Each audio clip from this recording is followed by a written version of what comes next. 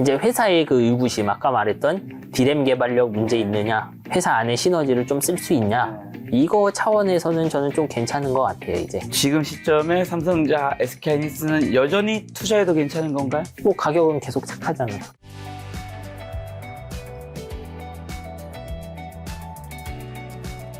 자, 반도체 빅2가 엔비디아와 구글과의 대전에서 모두 수혜를 입을 것이란 분석이 있는데, 삼성전자, SK하이닉스 이런 경쟁이 정말 국내 반도체 기업에게는 위기인가요, 기회인가요? 이거 어떻게 보면 반도체 회사는 골드러시 시대의 청바지랑 곡괭이 장수잖아요. 열심히 이제 금을 찾아다녀요. 네. 빅테크들이. 그래서 이제 사람을 고용하고 사람들한테 도구를 주죠. 그냥 걔들은 GPU를 많이 사서 학습 실험을 많이 해보는 거예요. 이렇게도 실험해보고 요런 데이터로도 학습해보고 이 크기도 키워보고 줄여보고 뭐 이런 실험을 계속 하는 거예요. 슈퍼컴퓨터에서. 슈퍼컴퓨터 많이 있으면 뭐 2만 개 있는 게 전부 하나 인공지능 학습시키는 건 아니고요. 그거를 팀별로만 나눠서 쓰는 거예요. 실험 요거 저거 다 해보는 건데, 그런 실험 많이 해볼수록 GPU랑 메모리 많이 팔면 되잖아요. 그래서 좋은 거예요. 이 메모리랑 GPU 혹은 한국에 있는 메모리 두 회사 다들 뭐 나쁠 게 없죠, 이런 경쟁이. 반도체 공급 강에 대한 우려도 있는데, 공급 물량 폭탄을 주의해야 되는 건 지금 당장은 당연히 아니겠지만 이 시기는 언제까지 좀 될까요? 저는 이제 27년, 28년쯤이 공장이 막 지어져서 네. 가동되기 시작하는데, 그때 AI 추세 어떻게 되냐가 좀 중요한 것 같아요.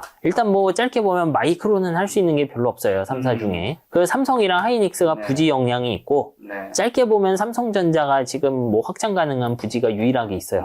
근데 한 27년 지나고 나면 하이닉스 용인 부지가 돌아가기 시작하죠. 그때 가서 여기 증산이 많이 되기로 했는데, 증산해야 되는 시점에 갑자기 AI 회사들, 빅테크들이 메모리 매수를 줄인다. 그러면 문제가 될 수 있겠죠. 저는 그 근처쯤에 한번 볼 것 같아요. 자, 삼성전자가 지금 장중인데 10만 8천 원 정도인데 신고가 경신 눈앞에 두고 있습니다. 외국인과 기관의 매수세는 어떤 기대감에서 비롯된 거고, 구글 TPU용 뭐 HBM4 테스트 통과 소식이 주가 재평가의 트리거가 될 수 있을까요? 지금은 있는 거 다 파는 시기니까 구글 TPU 들어갔다 이런 건 뉴스는 아닌 것 같아요. 저는 그런 것보다는 두 개 요소를 좀 얘기하고 싶어요. 삼성전자가 원래 2023년 이럴 때 HBM3E로 고생을 많이 했죠. 그때 사람들이 회사에 가졌던 의구심 중 하나는 이 D램 칩 개발 능력에 문제가 있는 거 아니냐. 왜냐하면 그때도 HBM 잘 안 됐던 이유 중 하나는 사용했던 D램 자체의 성능이었거든요. 뭐 여기도 두 개의 요소가 있어요. 하나는 당시 삼성전자가 쓸 수 있었던 D램이 자기들이 갖고 있는 제일 좋은 D램은 아니었어요. 그러니까 10나노 5세대 원비라고 부르는 그때 양산 가능한 최신이었는데, 이거는 HBM 만들 수 있는 물건이 아니었어요. 그래서 한 세대 전 걸로 해야 되니까 잘 안 됐죠. 그리고 그 한 세대 전 제품도 사실은 성능보다는 좀 밀도에 집중했던 그런 물건이었어요. 그리고 이걸로 한참 시간이 걸리니까 너 이 D램 제대로 개발할 수 있냐는 질문이 있었던 거죠. 근데 요번 HBM4는 자기들 최선단 공정, 원C, 10나노 6세대로 했는데 이게 좀 잘 되는 것 같아요. 그런 면에서 의구심이 하나 줄었다고 할 수 있고, 그리고 이제 다른 메모리 회사, 마이크론이나 하이닉스가 쓸 수 없는, HBM은 사실 두 종류의 다른 반도체로 만들어져 있어요. 12개 정도 되는 반도체는 D램 회사가 직접 만드는 D램 칩, 그리고 맨 밑에 이제 그 12개 칩을 제어하는 별도의 칩이 또 붙어 있는데, 삼성전자는 이거를 그 메모리 회사 칩을 안 쓰고 자기들 파운드리 칩을 써요. 그러니까 회사가 역량이 많잖아요. 파운드리도 하고 D램도 하고 낸드도 하고 뭐 스마트폰도 하는 회사인데, 자기들 안에 있는 그 포텐셜을 좀 사용한 거죠, 이제. 다른 메모리 회사에 없는 포텐셜을 써서 제대로 된 제품이 나왔다. 좀 그런 면에서 재평가가 되는 거라고 생각해요. 저 내년 서버 D램 수요가 40% 증가하는데 공급은 20% 증가에 그친다고 하는데, 그럼 삼성전자의 압도적인 생산 능력이 슈퍼사이클에서 어떤 경쟁 우위를 점할 수 있을까요? 이제 뭐 당장 오늘 내일 차이는 아니겠지만 지금 당장 캐파 확장 가능한 건물이죠, 이제. 공장은 삼성전자만 가지고 있고요. 그리고 삼성전자는 이 호황이 길어졌을 때 D램 생산을 늘릴 만한 땅이 전 세계 여기저기 있어요. 원래 삼성전자 평택은 파운드리, D램, 낸드 전부 할 수 있잖아요. 그럼 이제 빈 건물에 D램을 넣는다고 하면 낸드는 시안 쪽에 공장이 있고요. 그리고 파운드리는 테일러, 미국 테일러의 공장 부지를 하나 만들어놨죠. 그런 식으로 쓸 수 있는 땅이 좀 많아요, 회사가. 그럼 여기서 제일 상황 안 좋은 마이크론 같은 경우는 지금 히로시마가 전부예요, 쓸 수 있는 게. 그것도 이제 EUV라고 극자외선 노광기. 엄청 그 비싸고 크기가 큰 그런 제조 장비가 있는데, 그거 쓸 수 있는 공장도 몇 개 없어요, 마이크론은. 그렇게 보면 삼성전자가 지금 캐파 확장을 해야 되는 상황이 제일 유리하죠. 자, 또 10만 전자를 회복한 삼성전자가 HBM4 승인 기대감으로도 뭐 작년부터 지금까지 계속 주목받고 있는데, 그럼 지금의 반등세가 4분기 실적 발표까지 쭉 이어질 거라고 보시나요? 그 삼성전자 올해 뭐 초나 작년에 했을 때 위기론은 이제 다 해소된 건가요? 아니, 이제 저한테 예를 들면 4분기까지 계속 오를 거냐고 하면 전 한 7, 8년 전에도 오를 거라고 계속 믿던 사람이니까 되게 안 오른 거잖아요. 그렇게 보면. 그렇죠. 가격이 매해 착해지는 그런 주식이었으니까 이거. 뭐 난 저가 매수했는데 가격이 착해서 저가 매수하면 또 착해지는 그런 이상한 주식이잖아요, 이거. 그러니까 4분기까지 오르는 건 잘 모르겠는데 이제 회사의 그 의구심, 아까 말했던 디램 개발력 문제 있느냐, 회사 안에 시너지를 좀 쓸 수 있냐, 이거 차원에서는 저는 좀 괜찮은 것 같아요, 이제. 삼성전자 근데 HBM 주도권 놓치는 원인으로 뭐 기술적 판단 미스라는 얘기도 있고 조직 문화라는 것도 있고 뭐 다양한 원인들이 있는데, 삼성전자 겪고 있는 기본적인 기술적 난관은 뭐였다고 보세요? 불운이 많이 겹치기도 했고 회사가 이제 그리고 그 시점에 좀 명목상의 목표에 얽매이지 않았을까 그렇게 생각을 해요, 저는. 어떻게 보면 우리 디램, 뭐 저도 삼성전자 사람이 아니니까 잘 모르겠지만 HBM으로 호황이 시작되기 직전 무슨 일이 있었나요? 그때 그 재고 때문에 난리 나고 3사 전부 적자 나는 그런 상황이었죠. 그렇죠. 그러니까 그 시절에 디램 운영은 당연히 원가 중심으로 돌아갈 수밖에 없었을 거예요. 그렇다 보니까 목표가 원가 좀 이런 상황이었겠죠. 그러니까 기술 개발 방향도 다 그쪽으로 갔는데 문제는 이제 좀 대안을 제시할 수 없는 그런 상황이었을 것 같아요.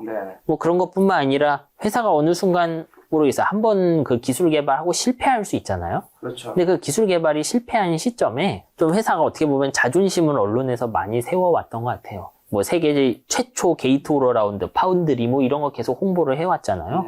근데 파운드리는 사실 회사가 기술 개발 세계 최초로 했다고 선언하는 건 또 의미가 없어요. 근데 그런 거 한번 선언해놓고 그 목표를 따라가려고 하니까 정작 고객을 좀 놓치는 그런 상황들이 연쇄적으로 있었을 것 같아요. 이제 그런 것들이 좀 합쳐져서 위기를 만들었겠죠. HBM 수요 폭증으로 여전히 SK하이닉스 독주가 예상되는데 내년까지 경쟁사 대비 확실한 우위를 점할 수 있을까요? 4분기 깜짝 실적 전망도 나오는데 지금 사도 괜찮다고 보시나요? 뭐 지금 깜짝은 아니겠죠. 일단 HBM 내년 비즈니스는 뭐 절반 이상은 올해 팔았던 HBM3E가 될 거잖아요.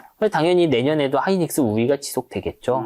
근데 저는 이제 HBM 시장 점유율로 회사 간의 우위를 좀 얘기하는 거는 아닐 것 같아요, 지금은. 그때는 이제 되게 수요자 중심 시장이었잖아요, 올해 초까지. 빅테크가 HBM을 사줘야만 그 메모리 회사끼리 그 명함이 갈리는 그런 상황이에요. 지금은 또 그런 상황이 아니죠. 그래서 저는 내년에도 HBM 점유율은 하이닉스가 좀 높겠지만 그 점유율이 어떻게 돼도 큰 문제는 아닐 것 같아요. 일각에서는 또 SK하이닉스 이익 전망치가 대만 TSMC를 넘어설 것이라고도 예측하는데 국내 메모리 반도체 기업들의 밸류에이션이 재평가될 가능성도 있을까요? 이건 뭐 제가 정하는 건 아니죠, 사실. 밸류에이션이 그런데 그렇게 될 거냐? 저는 그래도 메모리는 좀 시클리컬할 거라고 생각해요.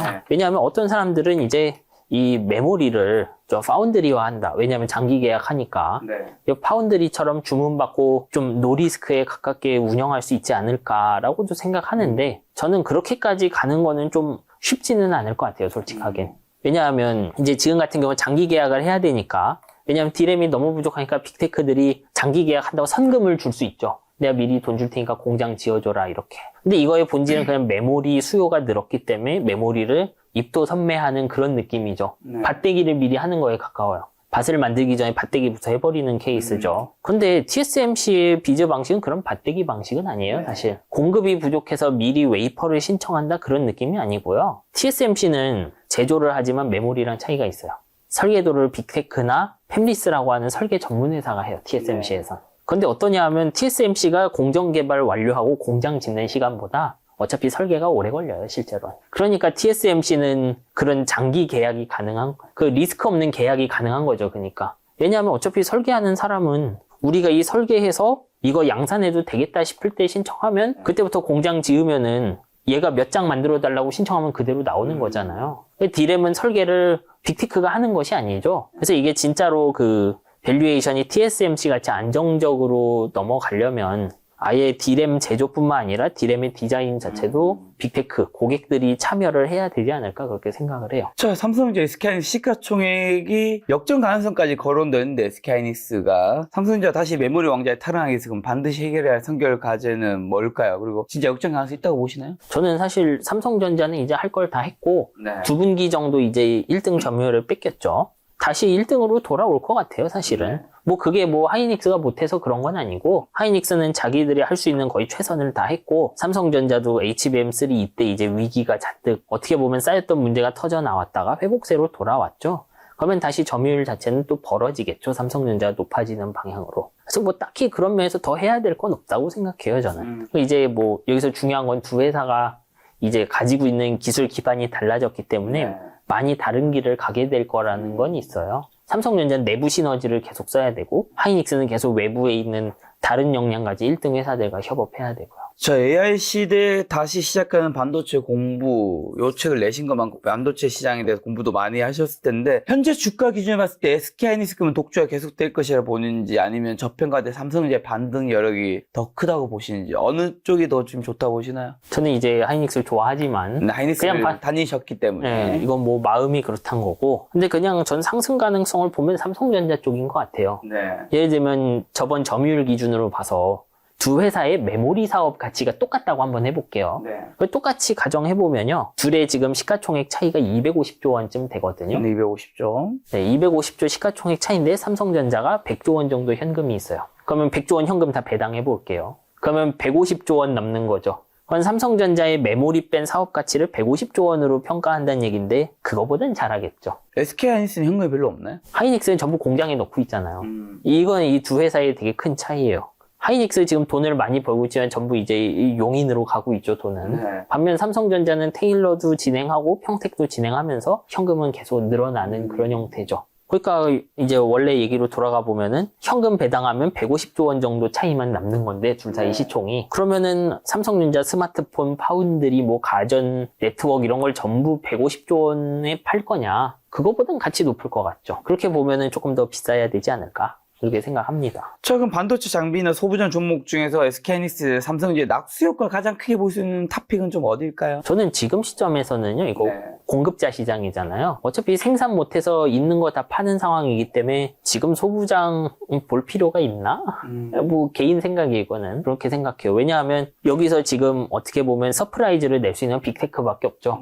우리 GPU 더 필요해. 이제 모바일 디램도 그만 만들어. 이런 식으로 얘기할 상황이 아니면 서프라이즈가 없어요. 근데 그런 서프라이즈는 생산이 제한되어 있는 지금 상황에선 메모리 회사에게 혜택이 집중되죠, 그냥. 자, HBM은 D램을 아파트처럼 위로 쌓아 올리는 기술인데 앞으로 16단, 20단 계속 쌓아 올리는 게 물리적으로 어디까지 가능한 건가요? 사실 이론상 원가 신경 안 쓰면 뭐 무한히 쌓아도 되긴 하죠. 1000개 쌓은 다음에 1000개 스택 중에 뭐 10개 중 9개 버리고 하나만 쓰고 뭐 하면 될 수도 있어요. 근데 제가 이제 로드맵들 찾아보면 대충 한 10몇 년 뒤에도 24단 정도까지만 보여요, 저한테. 뭐 더 할 수 있다는 분도 있고 그런데 일단 공식적으로 나오는 찾아볼 수 있는 로드맵은 24단 근처 정도까지만 가는 것 같아요. 근데 이제 뭐 그 정도까지 가도 이미 들어가야 되는 첨단 기술이 너무 많아요, 그 안에. 우리가 한 몇 년 전으로 가면 D램을 8개 쌓는 것도 되게 어려운 기술이라고 생각했어요. 근데 그때까지 가면 어떻게 해야 되냐면 이제 D램을 쌓을 때 하이브리드 본딩, 요 밑에 조그만 볼 같은 거 범프를 놓는 게 아니고 줄을 어떻게 보면 스마트폰 필름 붙이듯이 찰싹찰싹 12개 붙여야 돼요. 그리고 그 다음엔 또 실리콘에 밀착해서 그 칩에 밀착하는 쿨링도 막 넣어야 되고 너무 들어가야 되는 기술이 많아요. 그래서 저는 이거 어느 순간 가다가 단수 경쟁 포기하고 그냥 좀 간접적으로 패키징 기술 많이 발전시켜서 단수가 낮은 HBM을 여러 개 연결하는 식으로 가야 되고 그런 게 맞지 않을까 생각해요. 자, 또 샌디스크 등에서 HBF라는 개념 들고 나왔는데 속도는 느리지만 용량이 큰 랜드 플래시를 AI 연산에 활용하겠다는 아이디어인데 이게 HBM이 대안이 될까요? 대안이라기보다는 좀 상보적인 개념인데 정확하게 HBM이 범용성이 제일 좋고 HBF는 우리가 돌리는 인공지능 중에 특정한 인공지능들에서만 좀 이득이 있어요.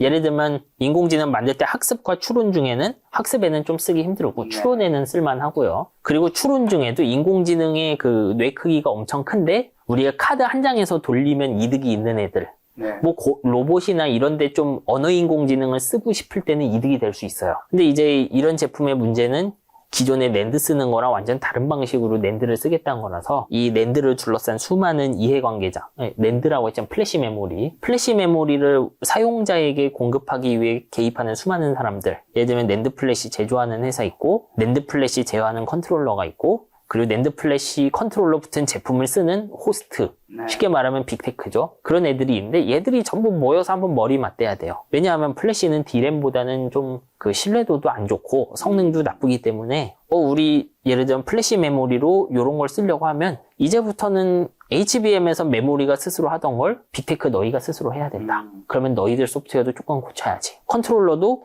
이제 플래시가 이렇게 바뀌었으니까 너희도 이런 거 해야지. 요런 그 이해 조정을 해야 될 게 되게 많아요. 그래서 저는 이거 뭐 짧게 가기는 힘들고 좀 길게 가야 된다고 봐요. 자, AI 모델의 크기가 또 기하급수적으로 커지면서 메모리 용량 부족도 심각해지는데 이를 해결할 기술로 CXL이 주목받는다고 하는데 이건 HBM과 어떤 관계면 언제쯤 상용화가 가능한 거죠? 사실 HBM이랑 CXL은 둘 다 표준이긴 한데 HBM은 그 대역폭이 높은 제품을 위해 만든 표준이에요. 그러니까 우리가 어떻게 보면 HBM은 뭐 안에 있는 패키징 기술 빼놓고 보면 사서 쓰는 그 빅테크 입장에선 메모리인데 손톱 한 2배 정도 되는 면적의 속도가 엄청 빨라 이런 내용이에요. 그리고 CXL은 어떠냐 하면 메모리인데 아까 봤던 HBM은 메모리 다이 하나에 GPU 하나만 연결될 수 있어요. 근데 이제 CXL이라는 메모리는 요 메모리 하나에 GPU, CPU 이런 애가 다 들어갈 수 있어 요런 개념이에요. 실제로는 이 둘은 되게 목표하는 곳이 달라요.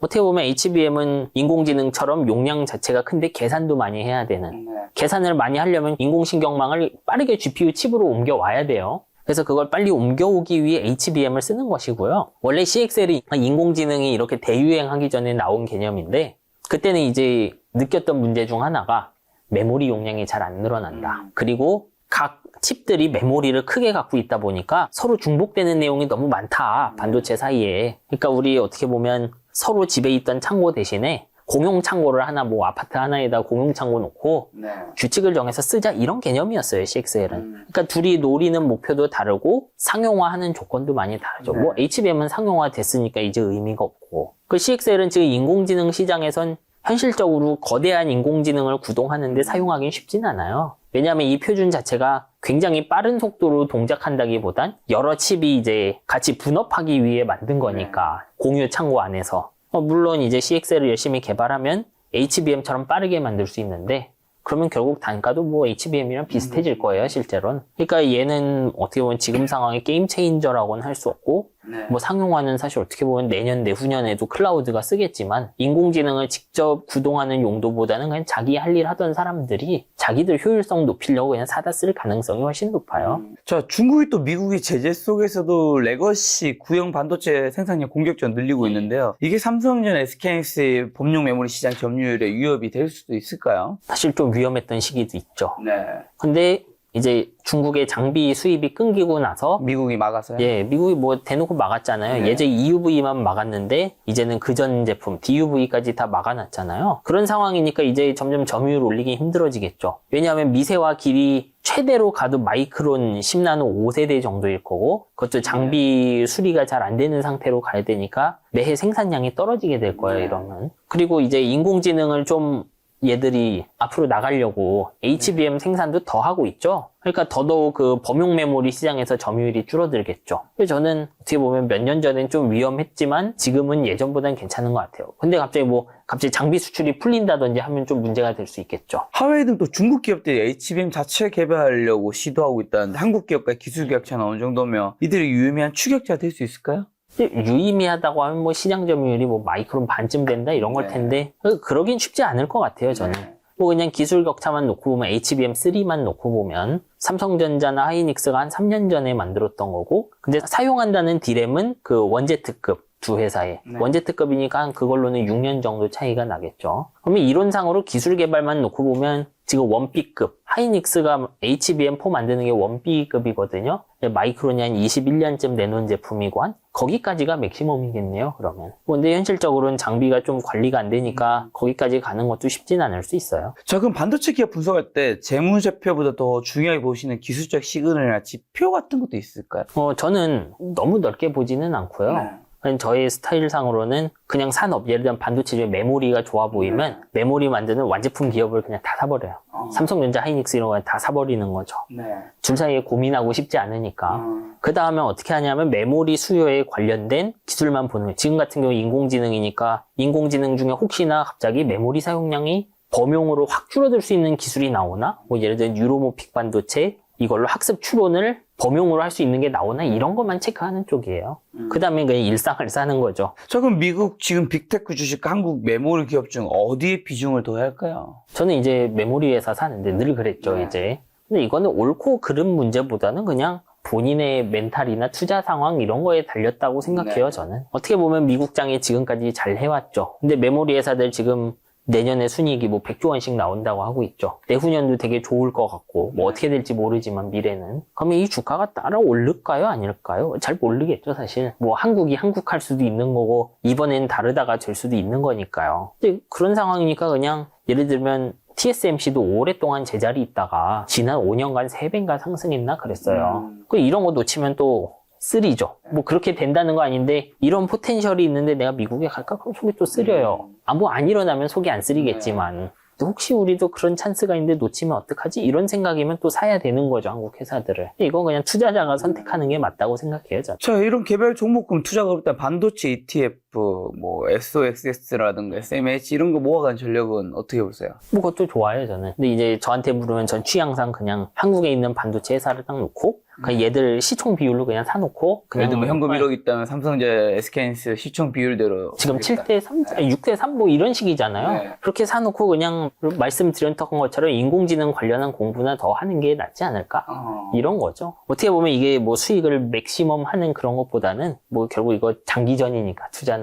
그럼 이제 멘탈 관리도 중요한 거죠. 그러면 이제 지금 이야기 들어봤을 때 작가님 한국의 삼성전자, SK하이닉스를 뭐 사보시고 있는 건 알 것 같은데 미국의 AI 관련된 종목도 사서 투자를 하고 계신가요? 아니요. 아, 그러지 않으세요? 그랬어야 했는데 이제 와서는 어쩔 수 없는 거죠. 이제 항상 말이죠. 이게 문제가 늘 착한 가격이었다는 거. 그러니까 저는 그 엔비디아가 잘 됐을 때 이제 챗GPT 나오는 거 한 12월쯤 알았단 말이에요. 이거 엄청 잘 될 것 같았는데 그때도 삼성하이닉스 있었어요. 근데 이제 제 마음속 생각은 그러면 여기 엔비디아 밸류체인 움직이면 반도체도 움직이지 않겠느냐, 메모리도. 뭐 하이닉스 많이 움직였죠. 네. 근데 몇 년 차이 나잖아요, 사실은.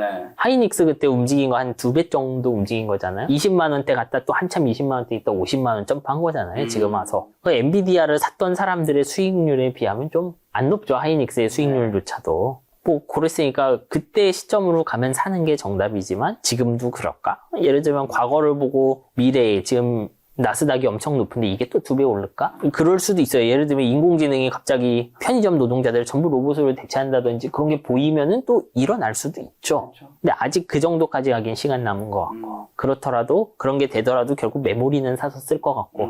그냥 마음 편히 있는 거죠. 자, 마지막으로 이제 김작가TV에서 시청자분들에게 뭐 하시고 싶은 말씀 있다면요? 예, 되게 요즘 메모리 회사들 보면 감개무량하죠. 이걸 뭐라고 해야 될까요? 한국에 사실 영업이익이 조 단위로 나오는 회사도 별로 없죠. 근데 영업이익 100조 찍힌다 회사가 2개나 나와버렸죠. 하나도 아니고. 영업이익 100조짜리 회사는 유럽에도 몇 개 없어요, 사실. 그런 회사가 2개나 생겼다니까 정말 대단한데 다른 한편으로는 지금 메모리 회사의 호황이 기술 개발이 힘들어서 일어났다는 게 약간 쓴맛은 있어요. 왜냐하면 이게 캐파 중심으로 지금 매출이 늘어나는 건데 생산량 중심으로. 이게 무슨 의미냐면 옛날에는 우리가 기존 공장에 미세화하면 생산량이 그냥 2배씩 늘었죠. 근데 지금 한 10% 20%밖에 안 늘어나니까 계속 새로운 공장을 짓고 그 공장 안에서 나오는 물건을 팔아대는 거예요. 그리고 원가를 낮추는 것도 쉽지가 않죠. 그러면 어떻게 되냐면 점점 이 한번 사이클? 뭐 어떻게 보면 불황 호황이 올 때 부동산으로 인한 리스크도 커져요. 장비도 많이 놓고 많이 팔았는데 내년부터 1년간 쉬어야 돼요. 뭐 이런 상황이 오면은 리스크도 훨씬 커져버리죠.